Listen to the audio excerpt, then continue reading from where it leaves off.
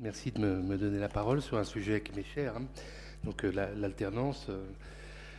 Donc j'ai effectivement été directeur de CFA et directeur d'ESP, donc c'est un petit peu une espèce de rapport d'étonnement que j'ai envie de faire sur le fossé ou les ressemblances, au contraire.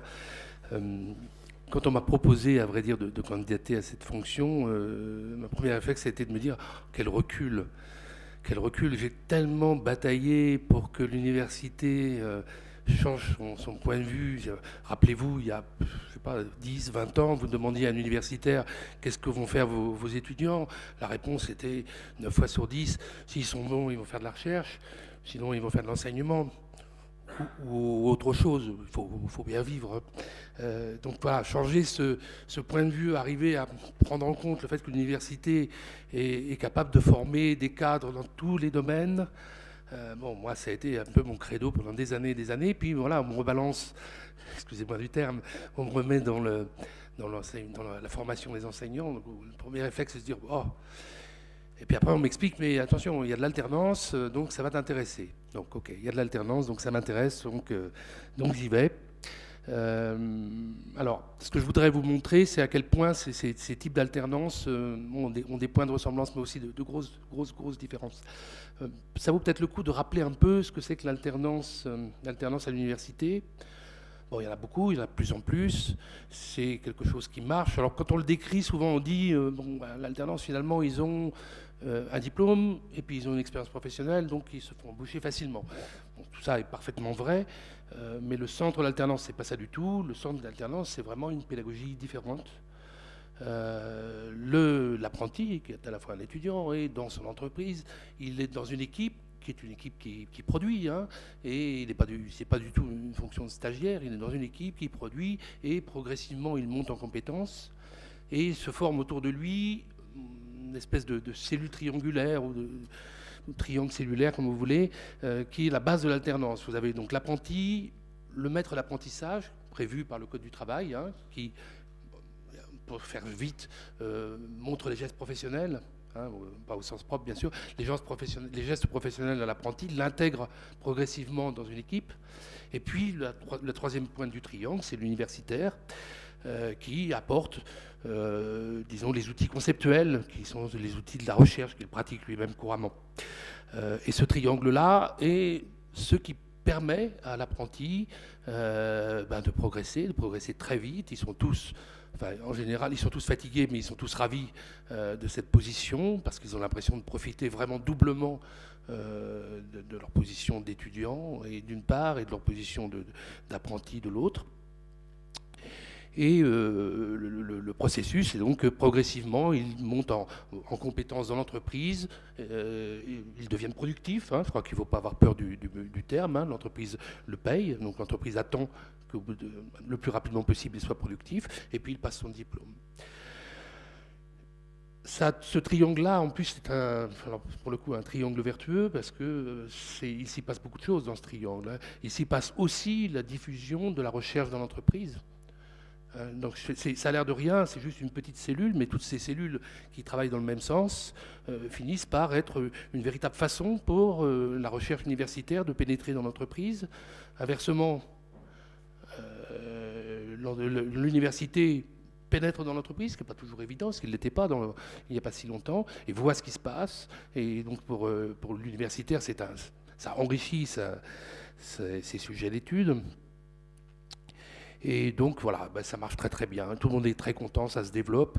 Et bon, le tableau un peu idyllique que je peins est franchement pas si loin que ça de la réalité, quoi.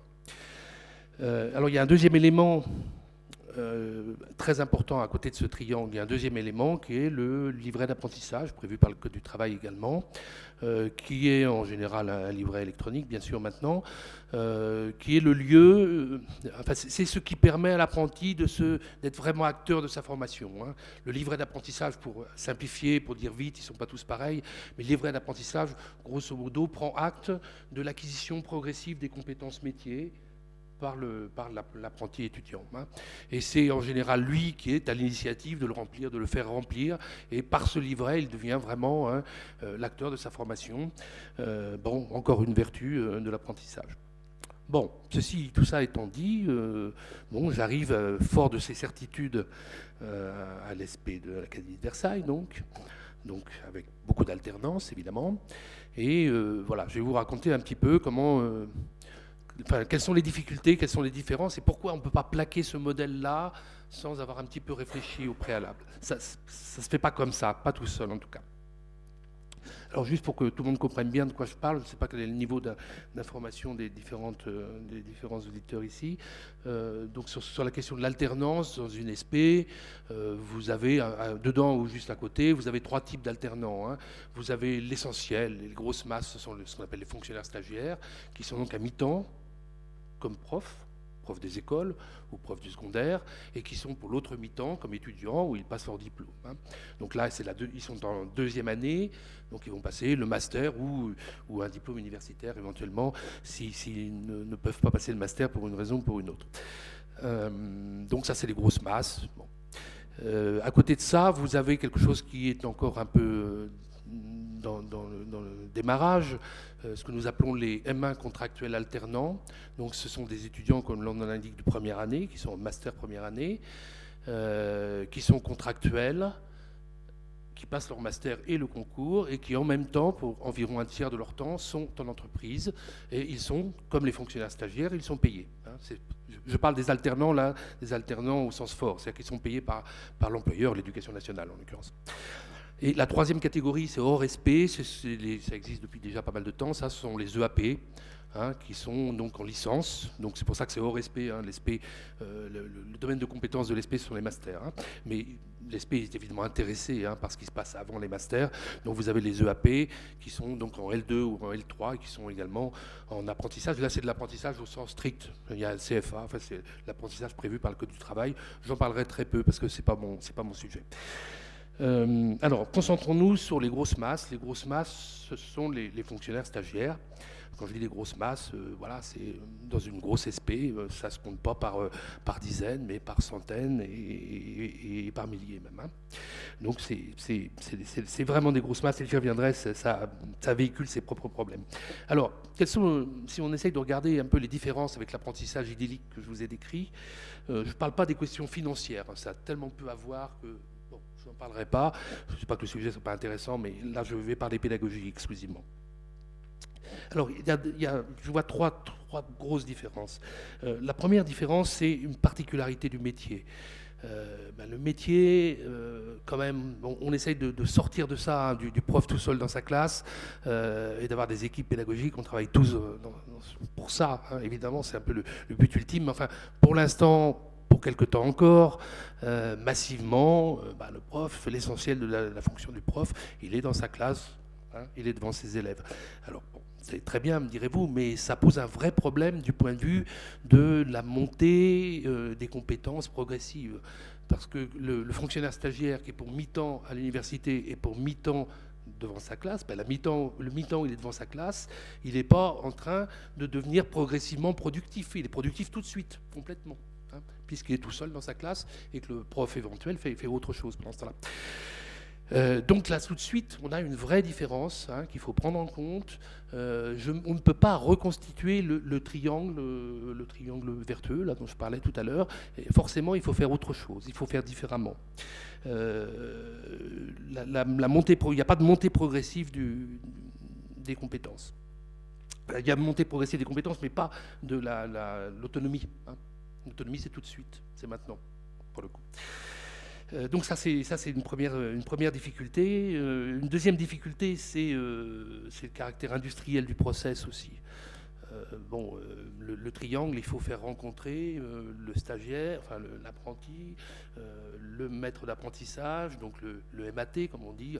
Mon discours va être un peu emprunt premier degré pour des raisons, parce que voilà, je suis plongé dans le premier degré depuis quelques mois là, donc j'ai tendance à voir beaucoup le premier degré, mais quand même ce que je dis essentiellement peut se transposer au second degré. Donc vous avez le triangle là, et puis il y a le tuteur universitaire. Mais quand vous avez, j'ai des sites, mais bon, je ne suis pas le seul seul dans ce cas-là. J'ai des sites où vous avez 10 à 15 groupes de 30 étudiants chacun, vous faites le compte, avec des collègues qui sont les universitaires qui sont à 200 heures compte minimum, parce que sinon ça passe pas, et qui encadrent plus de 20, quelquefois 30 apprentis. Vous voyez bien que la dentelle, on peut plus. Donc on a là, j'ai pas de solution à proposer, même si je vais quand même avancer quelque chose là-dessus, mais vous voyez bien qu'on ne peut pas transposer tel quel. Il y a une réflexion à mener sur la façon dont on peut s'en sortir de tout ça. Alors, une façon, là, il y a quand même quelque chose qui s'est passé cette année, que j'ai trouvé vraiment extrêmement instructif, c'est justement l'arrivée de CMA alternants. Donc on est sur l'année N-1, en première année, donc c'est expérimental, donc là j'ai que 4 groupes, en second degré et 2 ou 3 groupes 4 groupes en premier degré et 2 groupes en second degré. Donc c'est beaucoup plus simple. Ça a commencé, pour être tout à fait honnête avec vous, ça a commencé dans une pagaille noire parce qu'on n'a pas réussi à se mettre d'accord avant.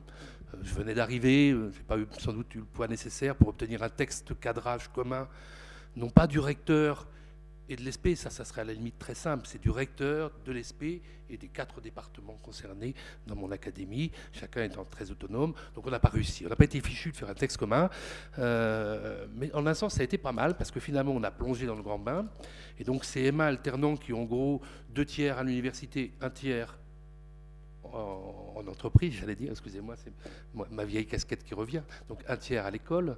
Au début, personne n'était d'accord. On les met tout de suite en classe. Ah non, on ne peut pas, etc. Bon, il y a eu discussion. Puis finalement, le terrain s'est rendu à l'évidence. Il n'y a qu'une seule façon de faire ça, c'est une montée progressive vers la responsabilité. Et là, c'était faisable parce que le titulaire de la classe pouvait rester. Il n'était pas sur d'autres tâches. Donc on pouvait faire ça.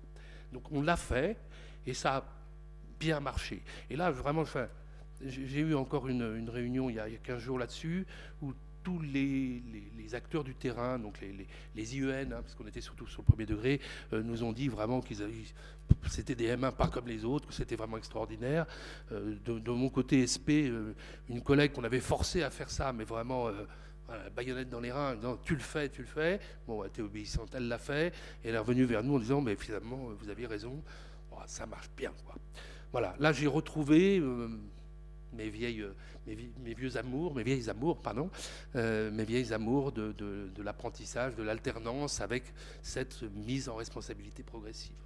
Donc c'est peut-être une piste, CMA alternant. Alors c'est pas une grosse piste parce que d'abord il n'y en a pas beaucoup, ça coûte évidemment, arriver à le généraliser coûterait, et même si on le généralisait à tous nos MA, il faut prendre conscience que en tout cas sur mon SP, mais ça devrait à peu près partout, ça ne concernerait même pas la moitié de mes deuxièmes années. Parce que l'autre moitié, ce sont ce qu'on appelle les parcours adaptés qui arrivent directement en deuxième année sans être passé par l'EMA. Voilà, donc je n'apporte pas de solution positive, mais voilà, je pense qu'il y a quand même à chercher, et je pense que si on veut vraiment faire de l'apprentissage au sens noble du terme, de l'alternance, il faut qu'on arrive à introduire d'une manière ou d'une autre de cette montée progressive, voilà, sous l'œil du professeur titulaire, voilà, il prend progressivement sa classe. On le fait dans des stages de M1 normaux, mais là on l'a fait vraiment en vraie grandeur, allant jusque la responsabilité totale à la fin. Et voilà, je crois que c'est vraiment une piste à creuser. Donc j'avais dit que je voyais 3 grandes difficultés. Donc voilà, la première c'est ce 0-1, responsabilité ou pas responsabilité. La deuxième, je n'ai pas trop surveillé le temps, mais j'ai encore un petit peu de temps. La deuxième, alors elle est plus compliquée, la deuxième. Et là vraiment, pour le coup, c'est un rapport d'étonnement et je n'ai pas de solution à apporter, mais je pense que ça doit être une réflexion. Alors la deuxième, c'est finalement qui a la responsabilité d'apprendre les gestes professionnels aux futurs professeurs. Qui le fait? Moi, si j'interroge dans mon SP, j'ai des collègues qui font ça, cette chose-là. Ils vont dans les classes, ils apprennent, ils connaissent les gestes professionnels, ils les enseignent depuis 10, 20 ans, ils connaissent bien. Ils ont tous bénéficié du passage à l'IUFM, la mastérisation, donc ils ont suivi des stages de réflexion sur leur travail, ils ont pris conscience qu'ils n'avaient pas des gestes à apprendre, mais faire passer le apprendre à apprendre cher à mon recteur préféré. Donc voilà, beaucoup ont passé leur thèse, un certain nombre ont été recrutés comme enseignants-chercheurs. Voilà, j'ai toute cette masse, hein, c'est quand même quelques centaines de personnes, tout ça, hein, à ma disposition. Ils disent, voilà, nous on sait faire, c'est notre métier, quoi. A contrario, sur le terrain, il y a même dans certaines académies, c'est exactement le contraire qui se passe, hein. C'est le terrain qui est responsable d'apprendre les gestes professionnels. Donc là, oui, tu sais de quoi je parle. Je pense qu'il faut qu'on ait cette réflexion-là. Moi, je vois bien que ces problèmes, ça pose des tensions sur le terrain, de vraies tensions. Parce que si on n'a pas défini qui est responsable du truc, on le retrouve à tous les niveaux, quoi, hein. Donc je pense que j'ai pas de solution à apporter là-dessus. Tout ce que je peux dire, c'est que mes troupes à moi, là, je n'ai pas du tout envie de m'en passer, ce serait dommage, il y a une vraie compétence, il faut la garder. Qu'ailleurs ça se passe autrement, bon, très bien, ça peut se concevoir, mais il faut qu'on ait peut-être une réflexion un peu commune sur ce problème qui est à mon avis important. Le troisième point, et je vais essayer de conclure là-dessus. Le troisième point, c'est, je vous ai dit tout à l'heure sur l'apprentissage, il y a un élément extrêmement important qui est le livret d'apprentissage. Le livret d'apprentissage, qui est donc un livret électronique qui permet à l'apprenti de mesurer son acquisition progressive de compétences. Il les mesure lui, mais il y a le regard croisé de l'universitaire et du maître d'apprentissage. C'est un outil extrêmement riche. Les CFA universitaires ont beaucoup travaillé sur la question. Ils ont produit des documents qui en général sont très bons. Je ne parle pas du bien, hein, mais d'autres ont fait encore mieux. Alors quand on arrive sur la question du rectorat, la même question se pose. Est-ce qu'on peut faire un livret d'apprentissage? Alors la difficulté, on a tout de suite une grosse difficulté, c'est qu'en fait il y a quelque chose qui existe déjà. Alors là je parle l'interacadémique Paris-Créteil-Versailles est sur le second degré seulement, mais je pense qu'il doit y avoir des choses équivalentes un peu partout. Il existe un logiciel, alors chez nous ça s'appelle Muse, ça doit être assez répandu. Il existe un logiciel qui est un logiciel créé à la demande du rectorat, qui est un logiciel de titularisation. Donc c'est avec tout ce que ça comporte. La titularisation est un acte évidemment juridiquement important. Donc c'est un logiciel qui est très cadré juridiquement. Il faut se mettre à l'abri des recours, etc., etc. Et c'est ce logiciel-là qu'on nous demande, nous, SP, on nous demande assez fortement, d'utiliser pour finalement l'utiliser comme logiciel pédagogique. Alors tel quel, ça ne peut pas marcher, tout le monde est d'accord là-dessus. Donc il y a un gros travail à faire, mais bon, j'avoue que pour l'instant, ce travail piétine un peu, mais il y a là, c'est aussi une piste vraiment importante, un gros travail à faire pour mettre en place ce logiciel de pédagogique qui pourrait être, donc on pourrait imaginer que le fameux logiciel Muse ait deux volets qui soient bien étanches, hein, enfin, voilà, entre les deux il y a des choses qui puissent passer mais que ça soit bien contrôlé de manière à ce qu'on ne mélange pas la pédagogie et la titularisation pour des raisons évidentes, hein. Quand vous faites un rapport négatif de début d'année sur un stagiaire, il faut bien sûr que ce rapport ne puisse pas être utilisé au moment de la titularisation. Et à l'envers, si on fait, c'est peut-être ça qui serait le plus embêtant. Si vous faites un rapport extrêmement positif et qu'ensuite la titularisation ne vient pas sur des critères pédagogiques, oula, on sent venir le recours là, hein. Donc voilà, donc il faut faire extrêmement attention à ces questions-là. Mais je pense que là, c'est vraiment un champ sur lequel il y a beaucoup de choses à faire.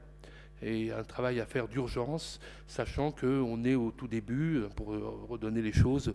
Muse ne fait que le second degré, alors tout le premier degré est à faire, donc c'est une grosse masse. Il y a des raidissements de part et d'autre, hein, autour de attention, la pédagogie c'est nous, oui vous êtes sûr, c'est pas un peu nous, etc. Donc, bon, et tout ça en plus, enfin, là ce que je dis, les raidissements ne sont pas relié à des questions de personnes, hein. Essentiellement, les choses se déroulent bien dans l'Académie de Versailles, en tout cas. Je crois que ça doit être partout pareil. Les gens se respectent. Il n'y a pas tellement de soucis à ce niveau-là. Des petits soucis ici ou là. Mais c'est vraiment des questions de fond qui ne sont pas réglées. Et ces questions de fond nous amènent à des difficultés multiples. Voilà, c'est tout ce que je voulais dire pour l'instant.